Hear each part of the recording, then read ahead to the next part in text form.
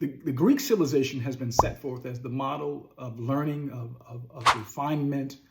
And I'm saying that actually we should be looking at Kemet, and we should be looking at Kush, and we should be looking at Aksum. Aksum, A-K-S-U-M, or A-X-U-M, it's spelled both ways. Kemet is Egypt. Kush is modern-day Sudan. Remember, Sudan is a word, it's an Arabic word, which means the black land. And then Aksum is modern-day Ethiopia and Eritrea.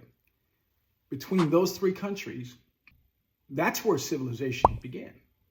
And in previous classes, we've learned that even in that region, Ethiopia, the Horn of Africa, Djibouti, Eritrea, and all the way down to Tanzania, that's actually where, if scientists are to be believed, if anthropologists are to be believed, if genetic scientists are to be believed, that is where humanity began. And it makes sense logically that if that's where humanity began, then all of the initial things that would happen there.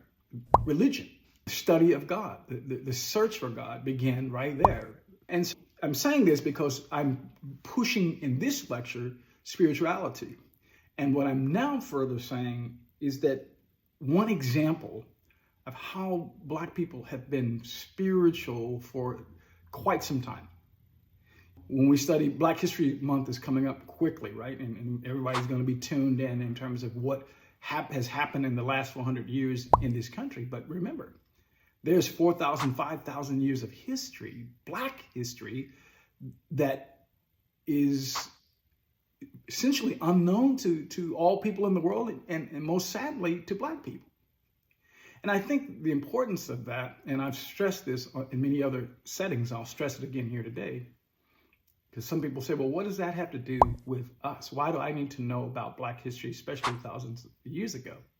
Well, there's just a sense that you get when you realize that people who look like you, people who come from the same place that you came from, that your ancestors came from, were doing phenomenal, amazing things in terms of science, medicine, and religion thousands of years ago. It speaks to your potential. When you go to the doctor for the first time, if you've never been to that doctor, what the doctor wants to know is your history, but not just your history, your mother's history, your father's histories, your siblings' medical history. Why? Because it's an indication, or it's predictive is the word that I was trying to get to, of what might be going on with you, or if it's not going on with you, that potentially might be going on with you in the future. We can look at history and we can see the good things that are possible, and we can see the bad things. And when we study history very carefully, we can come up with a plan to avoid repeating the negative, right?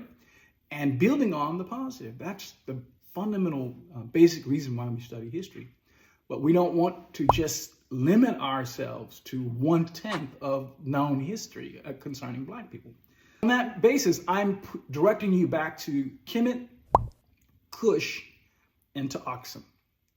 And I suspect in future lectures, in the future at some point, we're going to actually have entire classes that are devoted to the study of each of those Black civilizations.